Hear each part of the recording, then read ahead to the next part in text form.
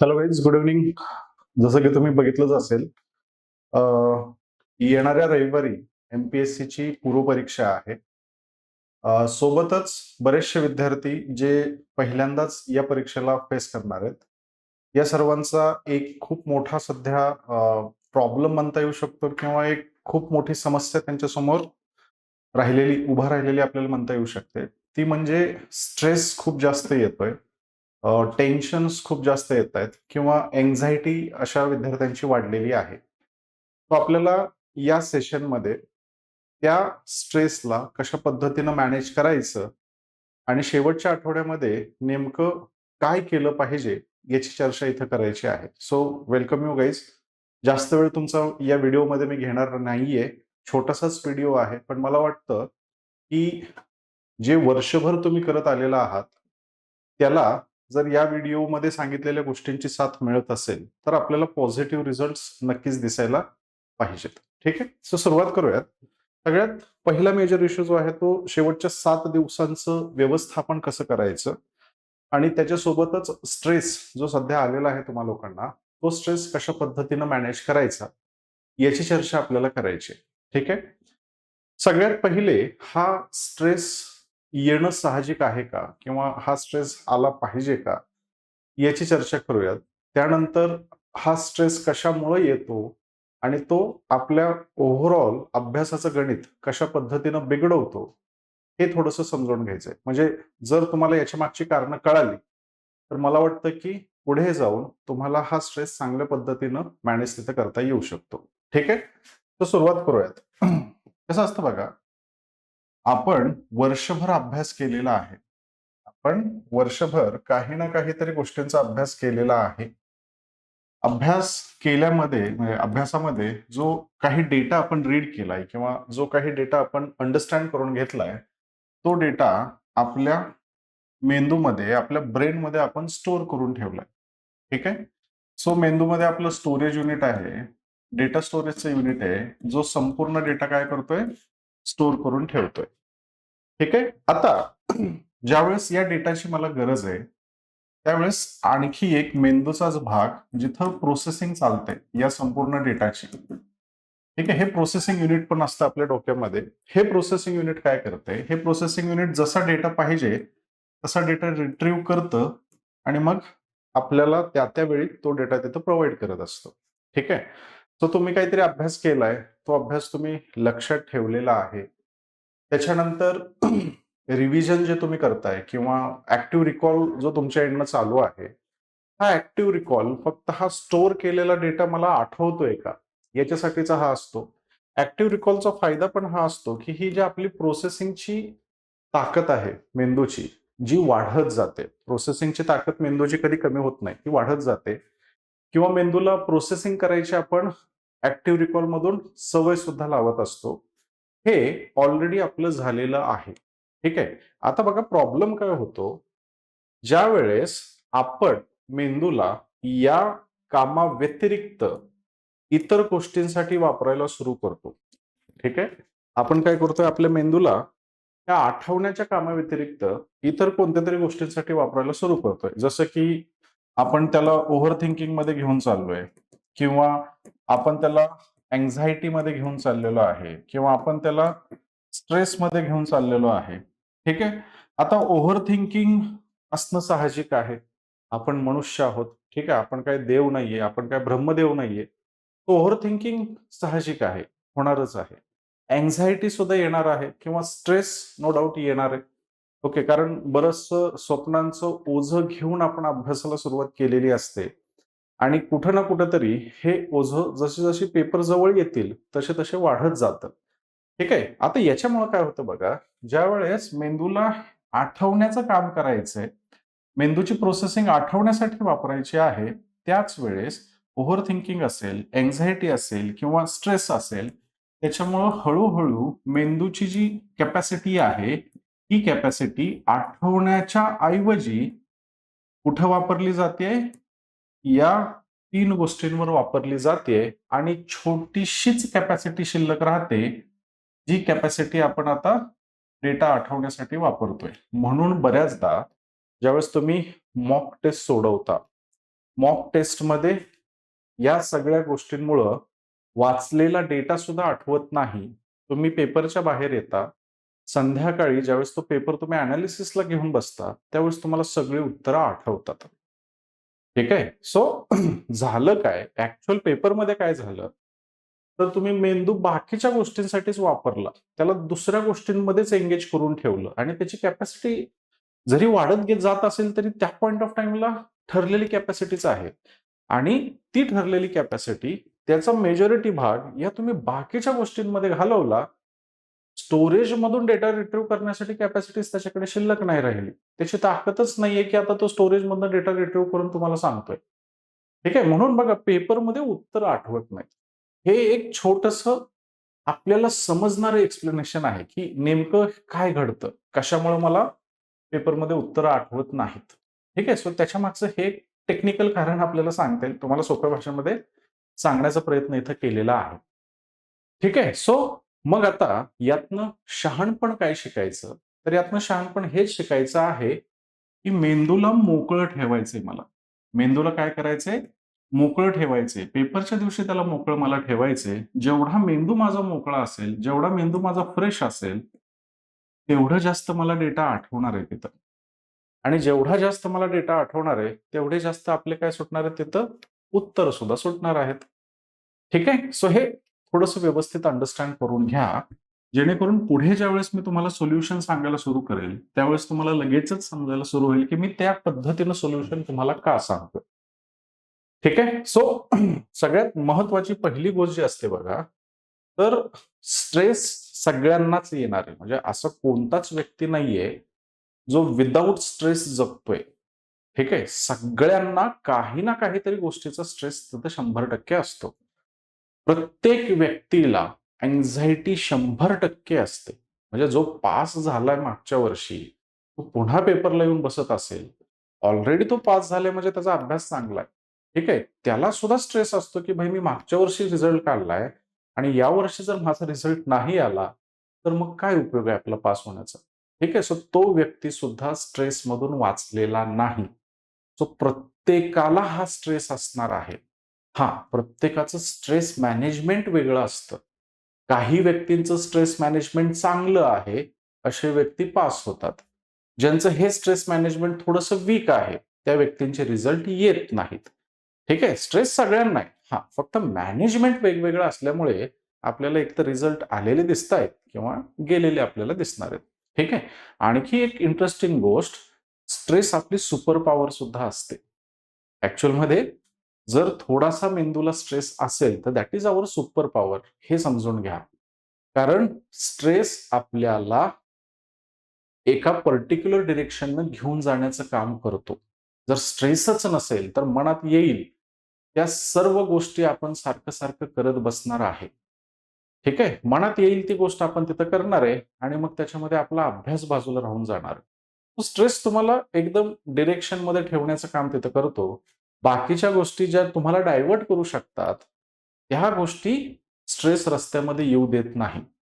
ठीक आहे. म्हणून थोडासा स्ट्रेस असणं थोडासा स्ट्रेस असणं चांगलं आहे.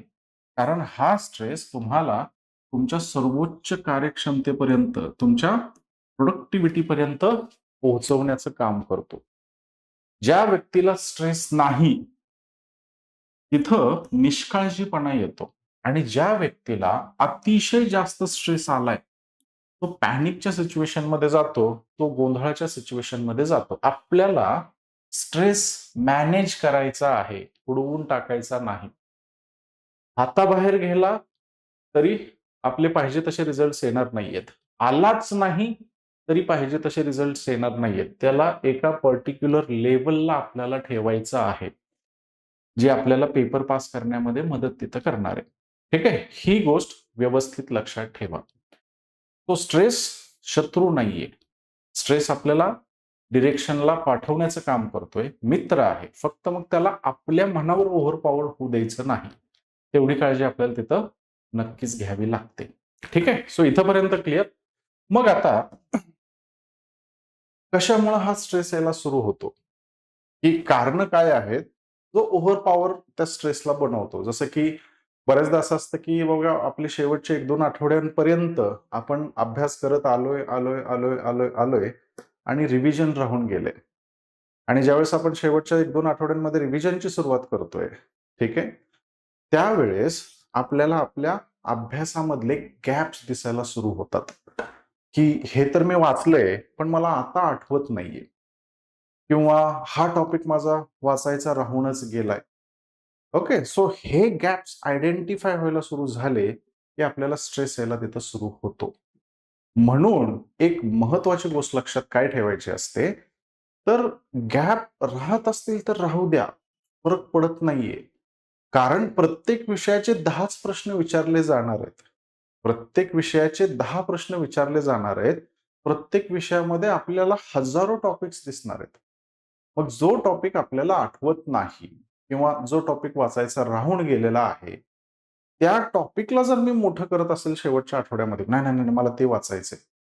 ठीक आहे. सो तशा केसमध्ये वाचलेल्या टॉपिकचं रिव्हिजन बाजूला पडतं आणि हे नवीनच काहीतरी तुम्ही तिथं वाचत बसता आणि साहजिक आहे रिव्हिजन चांगलं नाही झालं, एकतर टेन्शनमध्ये नवा टॉपिक वाचलाय म्हणून तो चांगला समजलेला नाही आणि याच्यामुळे मग पेपरच्या एकदम समोर ज्यावेळेस तुम्ही पोहोचता, त्यावेळेस रिव्हिजन न झाल्याचं नवं टेन्शन आणि नवा टॉपिक न समजल्याचं आणखी जास्त टेन्शन तिथं येतं आणि हा स्ट्रेस अँक्झायटीमध्ये रूपांतरित होतो.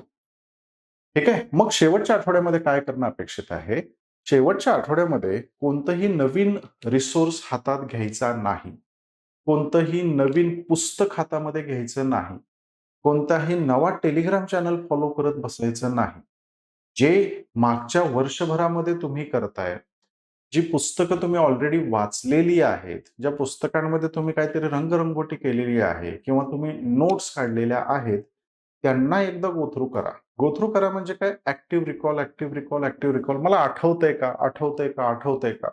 आठवत नसेल तर पुन्हा एकदा नजरेखालनं मी तिथं घालतोय. ठीक आहे. कारण साहजिक आहे. आपली मेंटल कॅपॅसिटी कुठं ना कुठेतरी स्ट्रेसकडे जास्त कन्झ्युम केली जातीये. पण मी कधी ना कधीतरी हे खूप चांगल्या पद्धतीनं वाचलेलं सुद्धा आहे. ठीक आहे. सो याच्यामध्ये आपल्याला तिथं काय करावं लागतं? बॅलन्स जो आहे, हा बॅलन्स तिथं आणावा लागतो. ओके. सो पहिला गोल्डन रूल जो असतो, तो असतो की शेवटच्या आठवड्यामध्ये तुम्हाला फक्त उजळणी करायची आहे. जे वाचलंय त्यालाच पुन्हा वाचायचंय. ठीक आहे. नवं पुस्तक हातात घ्यायचं नाही. कुणीही सांगू द्या, कुणाच्याही हातात नवं पुस्तक दिसू द्या, ते आपल्याला हात सुद्धा त्या पुस्तकाला लावायचा नाही. याची काळजी तुम्हाला तिथं घ्यावी लागेल. ठीक आहे. सो कोणतंही नवीन पुस्तक वाचायचं नाही, नवीन विषयाला हात घालायचा नाही. नवीन विषय फक्त भीती वाढवण्याचं काम तिथं करणार आहे. ठीक आहे. सो आता बघा, असं पण याला दुसऱ्या भाषेमध्ये सांगायचं झालं, तर वर्षभरामध्ये मी ते केलं नाही. 2 दिवसामध्ये माझ्याच्यानं ते होणार आहे का? साधं गणित आहे. मग कशाला विनाकारण तिथं एनर्जी घालवायची आहे? कशाला विनाकारण त्या गोष्टीचा स्ट्रेस आपल्याला घ्यायचा आहे? जेवढं झालंय that is sufficient for the examination. हे कायम मनामध्ये बिंबवत चाला, की येस माझा अभ्यास झालाय, माझा अभ्यास झालाय. होतोय पण म्हणायचं नाही. माझा अभ्यास झालेला आहे. पेपरला जेवढं गरजेचं आहे, तेवढं माझं सगळं झालेलं आहे. पेपरला मला 200 पैकी 200 पाडायचे नाहीयेत. आपला कट ऑफ 200 लागत नाहीये. ठीक आहे. सो तिथं मला 10-20-30 प्रश्न चुकण्याची संधी मिळतेय ना, सोडून द्या ना विषय. ठीक आहे. सो जे मला आठवत नाही किंवा जे मी वाचलं नाही, ते त्या 30 प्रश्नांमध्ये बरं पहिली गोष्ट विचारलं जाईल का हे माहीत नाहीये. आणि समजा विचारलं गेलं, तर 30 प्रश्न आहेत ना मग त्याच्यासाठी. ठीक आहे. याची क्लॅरिटी ठेवा. विनाकारण या नव्या गोष्टींमुळे हे जे नवं शहाणपण तुम्हाला शेवटच्या आठवड्यामध्ये दिसतंय, याच्यामुळे स्ट्रेस वाढवत बसू नका. कारण स्ट्रेस तुमची कॅपॅसिटी पूर्णपणे खाऊन टाकणार आहे. ठीक आहे. सो पहिला गोल्डन रूल काय? नवीन रीडिंग करायची नाही. जुने रीडिंग, जुनं पुस्तक जे तुम्ही वर्षभर केलेलं आहे, ज्यात तुम्ही नोट्स काढलेल्या आहेत, त्याच फक्त करायच्या. सो स्वतःच्या नोट्समधून उजळणी करा.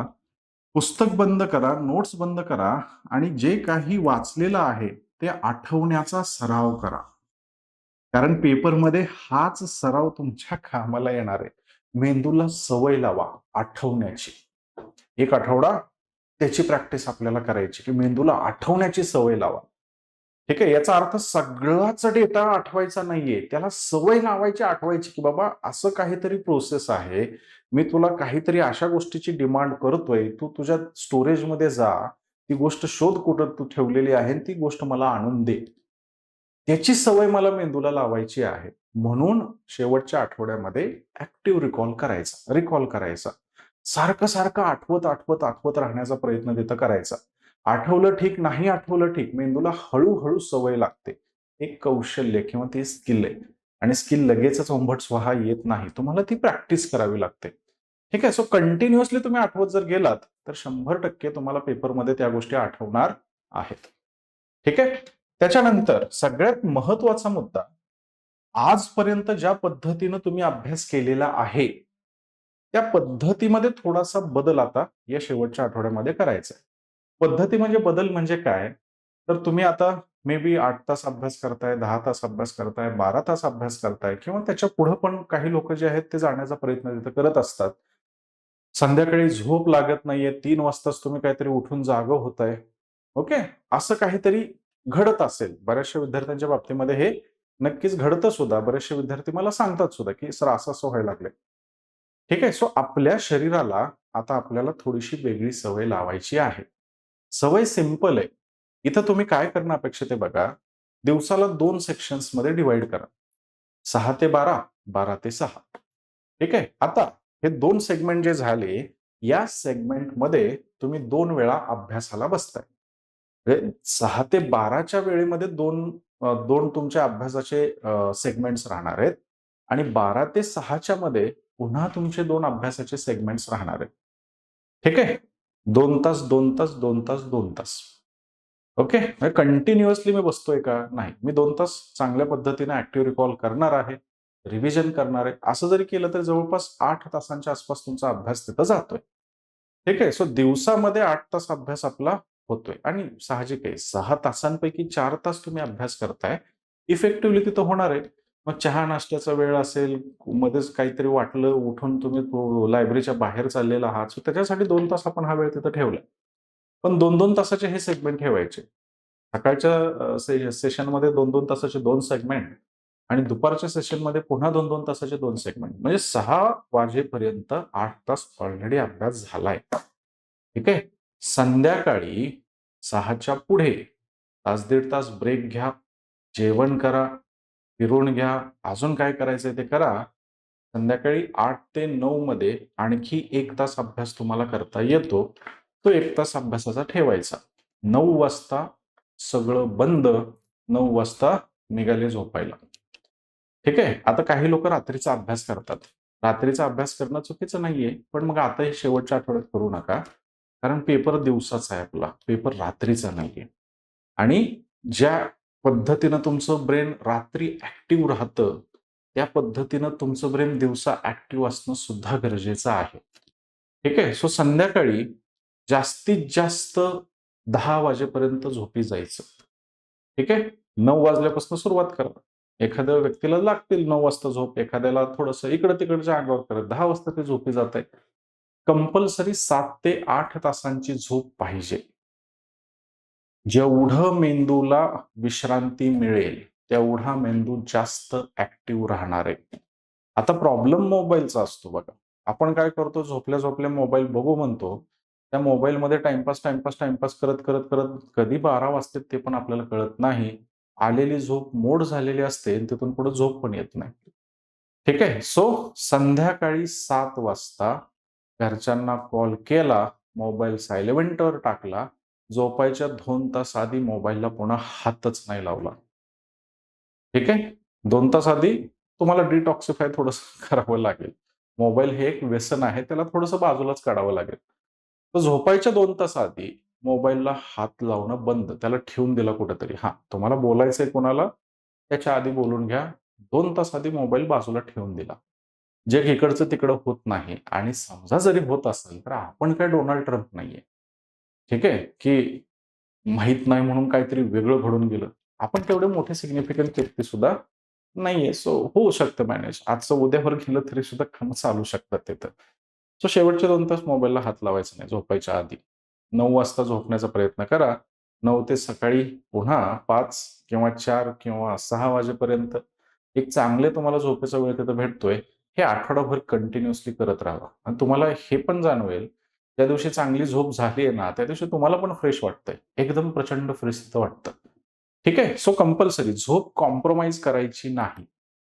झोप कॉम्प्रोमाईज करायची नाही. मग आता इथं प्रश्न विचारला जाईल, की "सर मला झोपच लागत नाहीये. मी कितीही प्रयत्न केला झोप लागत नाही." मी सांगतो काय करायचंय. ठीक आहे? पण झोपायचं आहे एवढं लक्षात घ्या. ओके. सो दिवसातून 2, 3, 4 लहान टप्पे करायचे. संध्याकाळी अभ्यासाला पूर्णपणे फुल स्टॉप मारून टाकायचं. रात्रभर अभ्यास करत बसायचा नाही. जो रात्रभर पेपरच्या आधी अभ्यास करतो, त्याच्यासाठी हा सल्ला आहे. वर्षभर दिवे लागले नाहीत, तुझ्या एका आठवड्याने पण दिवे लागणार नाहीयेत. तू जर वर्षभर दिवे लावत नसशील अभ्यासाचे आणि तुला लय स्ट्रेस आलाय आणि तू शेवटच्या आठवड्यात ते करायचा प्रयत्न करतो, तर ते तिथे बी होणार नाहीये. कशाला विनाकारण एनर्जी घालवत बसलायस तिथं. ठीक आहे? हे थोडंसं डोक्यामध्ये लक्षात ठेवा. त्याच्यानंतर शेवटच्या आठवड्यामध्ये सराव परीक्षांचा मोह टाळायचा. ठीक आहे? कोणतीही फुल लेंथ मॉक टेस्ट तिथं सोडवायची नाही. हे लक्षात घ्या. मॉक टेस्ट आयोगाच्या दर्जाची नसते. मॉक टेस्टमध्ये पेपर सेट करणाऱ्या व्यक्तीनं ते क्वेश्चन स्वतःच्या इगोवर घेऊन सेट केलेले असतात. मी अवघड प्रश्न सेट करणार. आणि त्या अवघडाच्या नादामध्ये ते असले रिसोर्सेस शोधून काढतंय आणि त्यातनं असले अवघड प्रश्न तयार करतंय, की ते विद्यार्थ्याला जमणारच नाहीयेत. म्हणजे इतिहासाच्या पुस्तकातनं तुम्ही एक पुस्तक वाचलंय, त्यानं दुसऱ्या पुस्तकातनं जर पेपर सेट केला मॉक टेस्टमध्ये, जमणार नाहीच आहे ना. आणि नेमकी पेपरच्या 4 दिवस आधी जर ते हातामध्ये तो क्वेश्चन येऊन पडला, तर मग किती अवघड आहे. बरोबर? सो त्यामुळं नवीन मॉक टेस्ट आता जेवढं काही करायचं होतं ते केलं आपण. ऑलरेडी झालंय ते.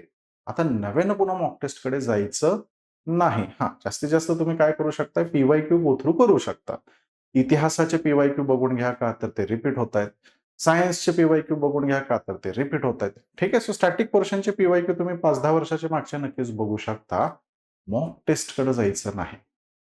आयोगाच्या पेपरमध्ये 100ला 100 प्रश्न सोपे नसतात. 100ला 100 प्रश्न अवघड पण नसतात. ठीक आहे? सो तिथं डिस्ट्रिब्युशन आहे. काही प्रश्न सोपे आहेत, काही प्रश्न मीडियम लेव्हलचे आहेत, काही प्रश्न अवघड आहेत, काही अति अवघड प्रश्न आहेत. आणि मॉक टेस्टमध्ये सगळे प्रश्न एकतर अवघड असतात किंवा अति अवघड असतात आणि त्याच्यामुळे मग आपला कॉन्फिडन्स कमी होतो. शेवटच्या आठवड्यात अशी कोणतीही गोष्ट करायची नाही, ज्याच्यामुळे आपला कॉन्फिडन्स कमी होईल.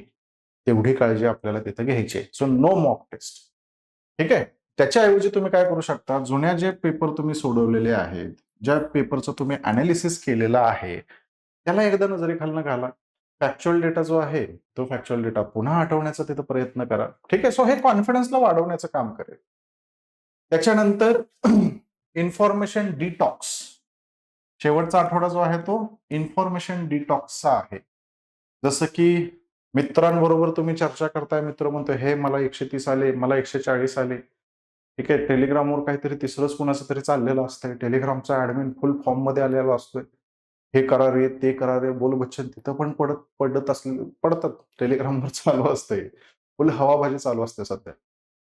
ठीक आहे. ते सगळं वाचलं ना, जो बाउंडरीवर आहे ना विद्यार्थी, म्हणजे ज्याचा अभ्यास चांगला झालाय ना किंवा जो बाउंडरीवर आहे, तो म्हणतो की यार सगळ्या जगाचाच अभ्यास माझ्यापेक्षा चांगला झालाय. माणसाला कंपॅरिझन करण्याची सवय असते. 100% सवय असते. ठीक आहे. सो ते सगळं वातावरण अशा पद्धतीनं डिझाइन आहे, की ते तुम्हाला अँक्झायटीकडे घेऊन जातं.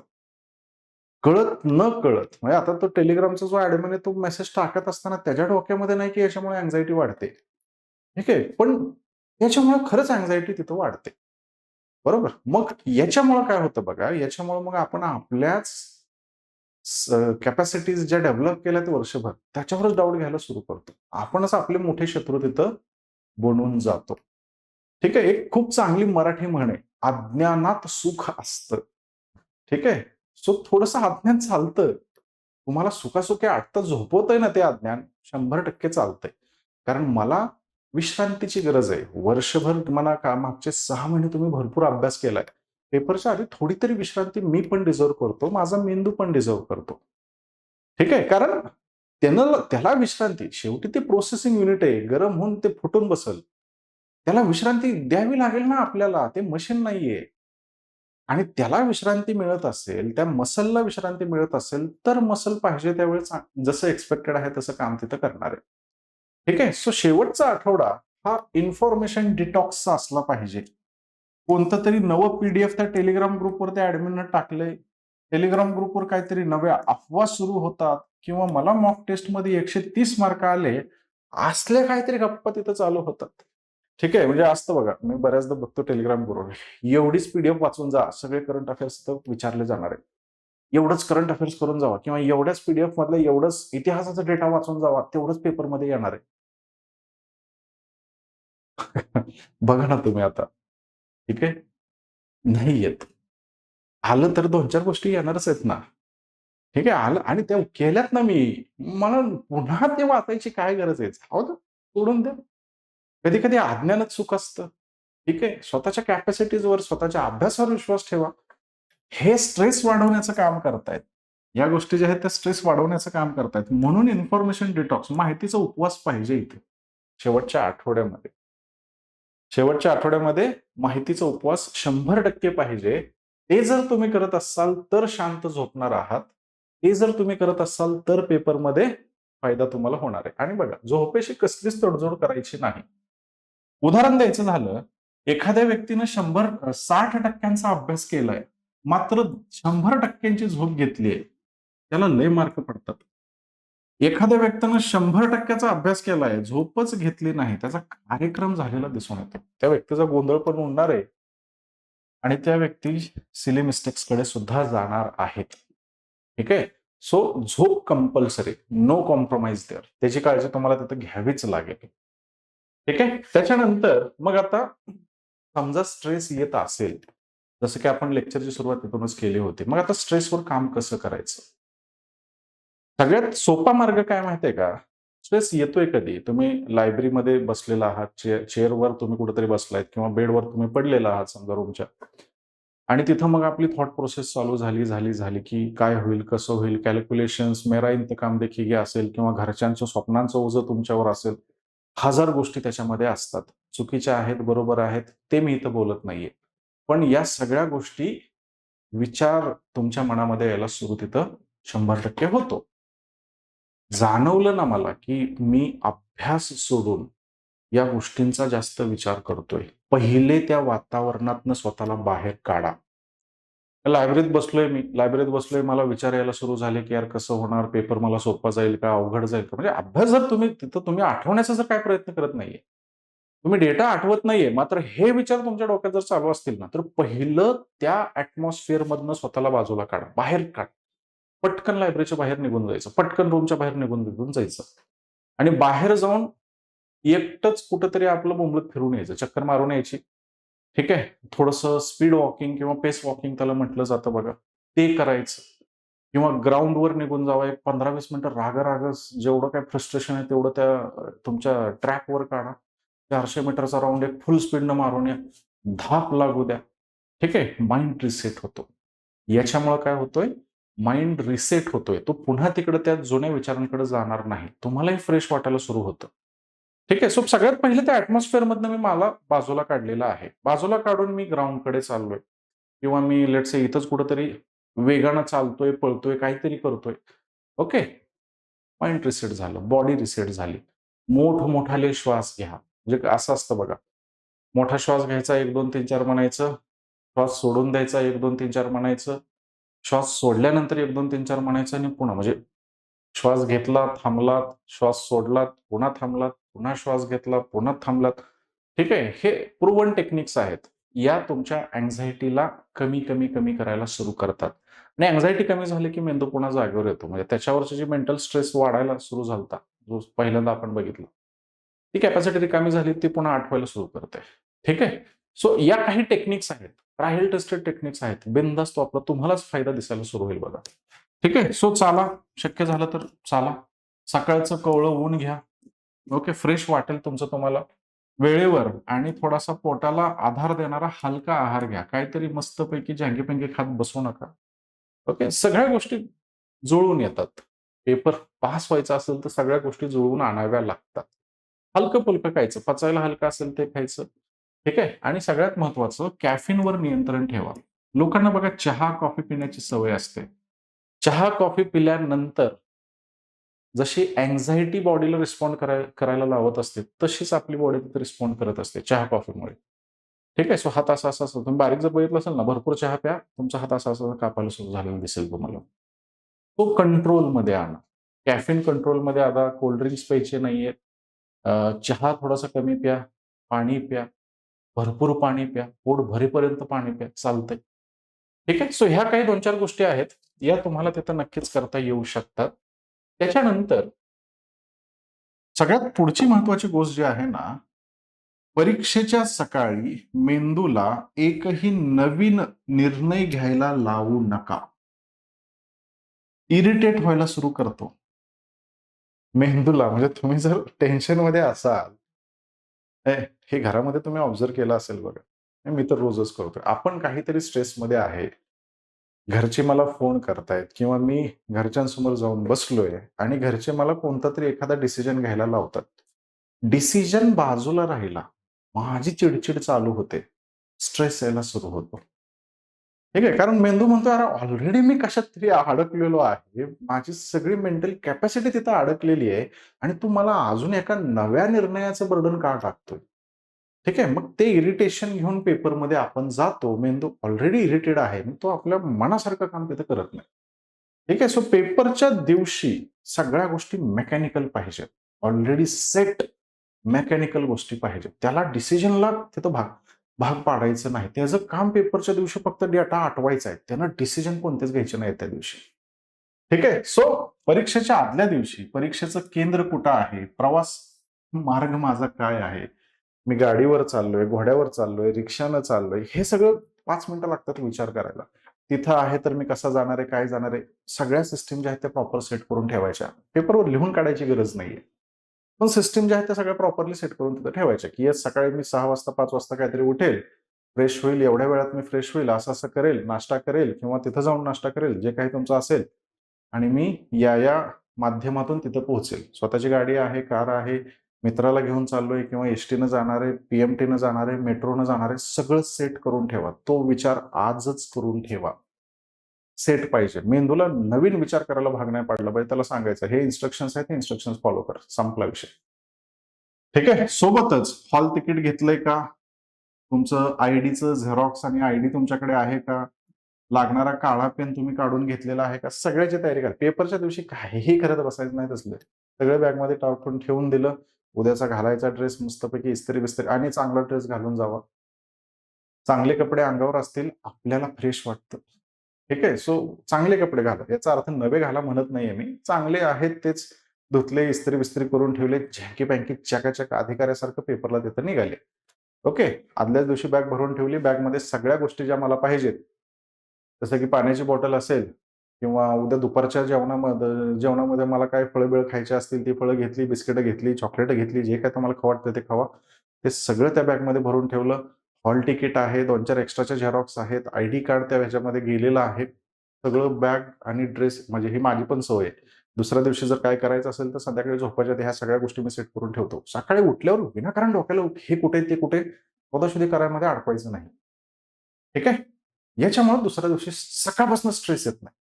ओके. मेंदूचं काम त्या दिवशी निर्णय घेण्याचं नाहीये. मेंदूचं काम फक्त आठवण्याचं आहे. राइट? सकाळी उठण्याची वेळ काय असेल, नाश्ता-बिष्टा कुठं करणार, काय करणार, हे सगळं आधीच ठरवून घ्या. त्याला डिसिजन्समध्ये नका अडकू. मेंदूला पेपरच्या दिवशी डिसिजन्समध्ये नका अडकू. ठीक आहे? त्याच्यानंतर मन शांत करण्याची एक सिंपल टेक्निक आहे, जी मी तुम्हाला आत्ताच सांगितली.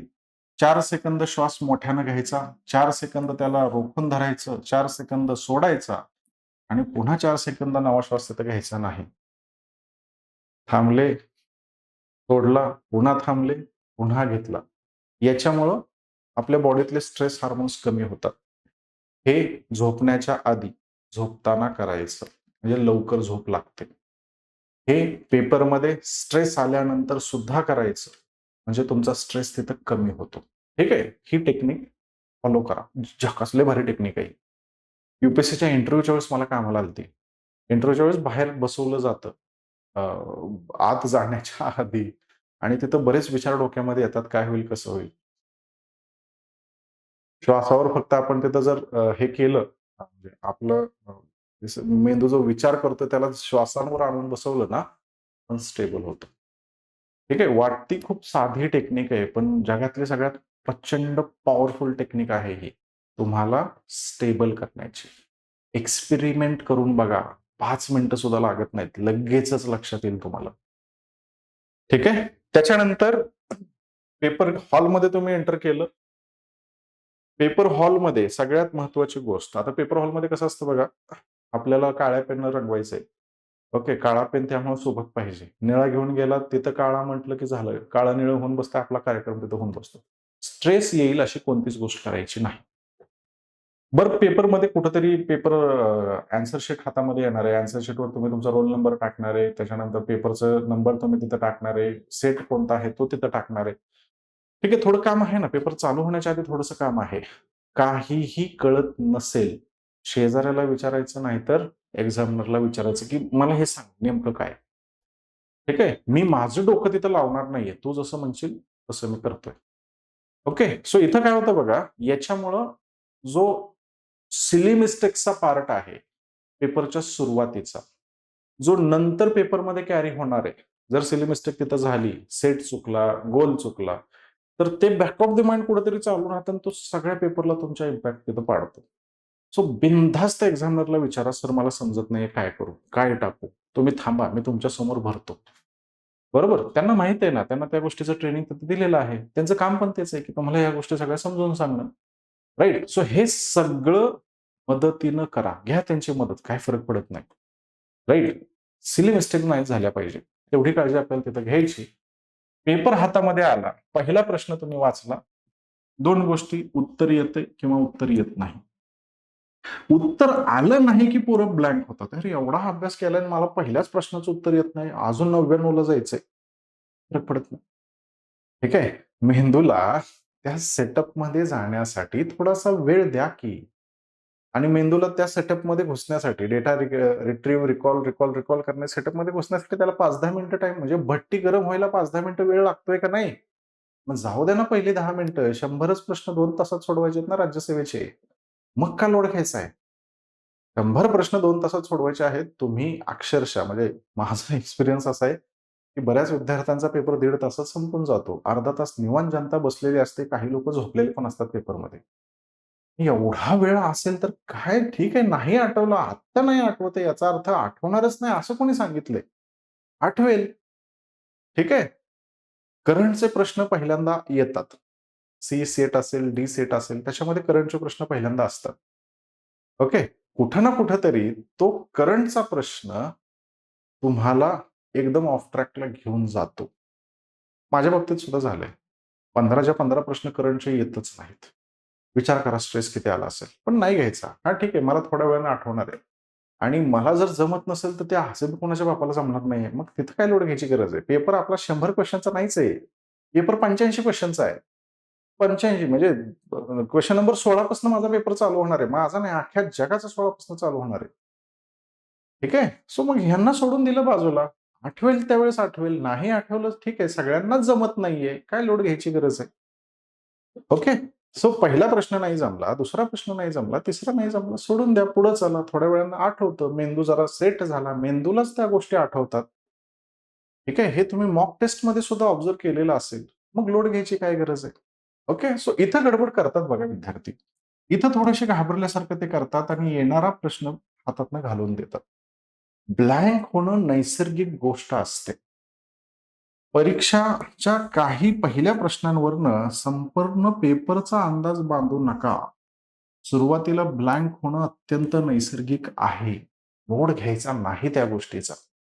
तेवढी काळजी तुम्हाला पेपरमध्ये घ्यावी लागेल.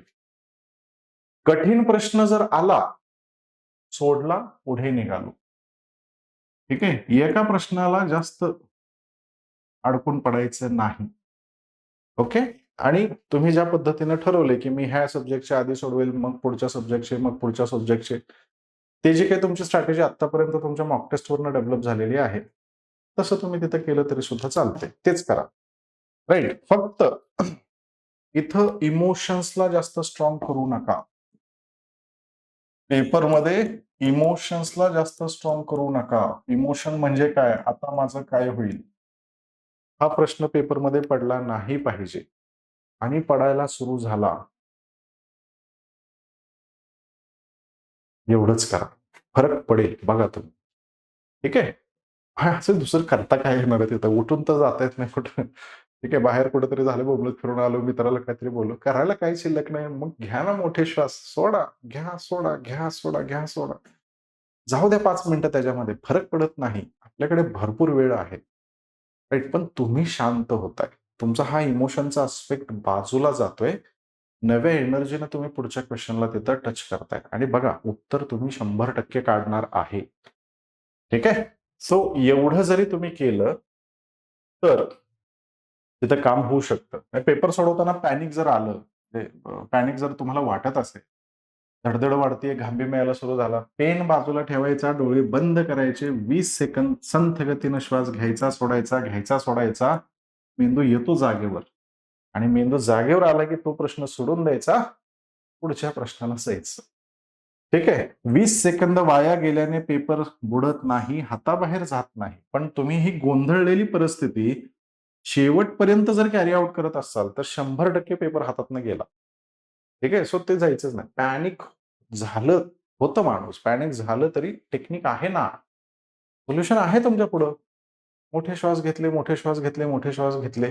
थोडासा जाऊ द्या ऑक्सिजन जास्तीचा मेंदूकडं. होतंय ते ॲक्टिव्ह. झालं की पुन्हा आणून बसवते जागेवर आपल्याला. ओके. सो तेवढी काळजी तुम्हाला नक्कीच तिथं घ्यावं लागेल. आणि सगळ्यात महत्वाची गोष्ट तुम्ही मेकॅनिकल असणं गरजेचं आहे. पेपरमध्ये जाऊन मेरा इंतकाम देखेगी आठवायचं नाही. ते नंतरचं आयुष्य आहे. घरच्यांची स्वप्न त्या दिवशी आठवायची नाहीत. त्या नंतरच्या गोष्टी आहेत. याची आजपासून सवय लावा. ठीक आहे. निगरगट्ट दगडासारखं पेपरला जाऊन बसायचं असतं. मेकॅनिकल व्हा, असं मी त्यामुळे तुम्हाला म्हणतोय.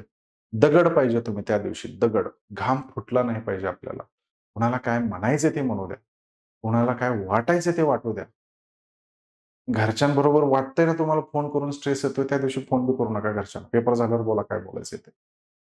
ठीक आहे. सो हे सगळे अस्पेक्ट जे तुम्हाला इमोशनली गुंतवतायत, तुमच्या मेंटल कॅपॅसिटीला इमोशनली गुंतवतायत, त्यांना सगळ्यांना बाजूला काढून टाका. आदल्या दिवशी जे काही असेल ते मिटवायचं. दुसऱ्या दिवशी तुम्ही मेकॅनिकल रोबोट दगड पाहिजे. इमोशन्सच्या बाबतीमध्ये. ठीक आहे? ती काळजी घ्या. बोलणारे कधीही बोलत असतात. रिझल्ट आला तरी बोलतात, गेले तरी बोलतात आणि मेरा इंतकाम देखेगी पिक्चरमध्ये सक्सेसफुल होतं, रिअल लाईफमध्ये नाही. तो इमोशन घेऊन पेपरमध्ये जाऊन बसू नका. इमोशनला घेऊन पेपरमध्ये तुम्ही जाऊन बसले, मी यावर्षी पासच होणार आहे.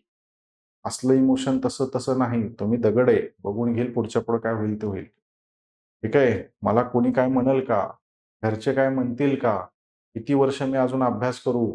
अजून मला किती वर्ष अभ्यास करावा लागणार आहे?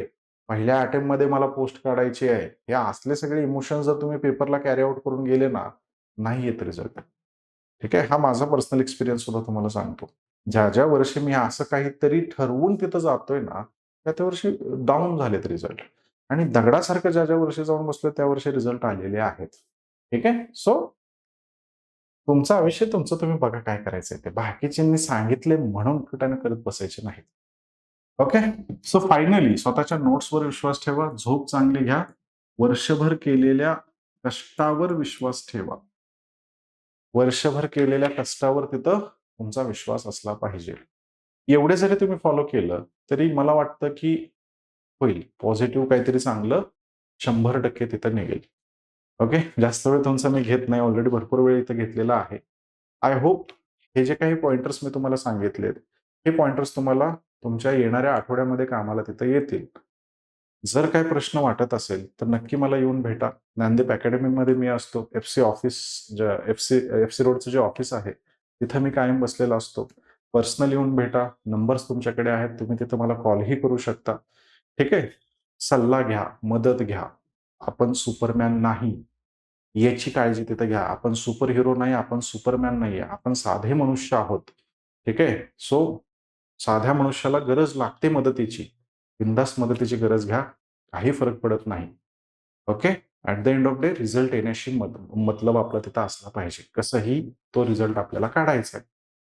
ओके. आय होप या गोष्टींचा फायदा तुम्हाला येणाऱ्या एक्झामिनेशनमध्ये होईल. सर्वांना येणाऱ्या परीक्षेसाठी खूप खूप शुभेच्छा.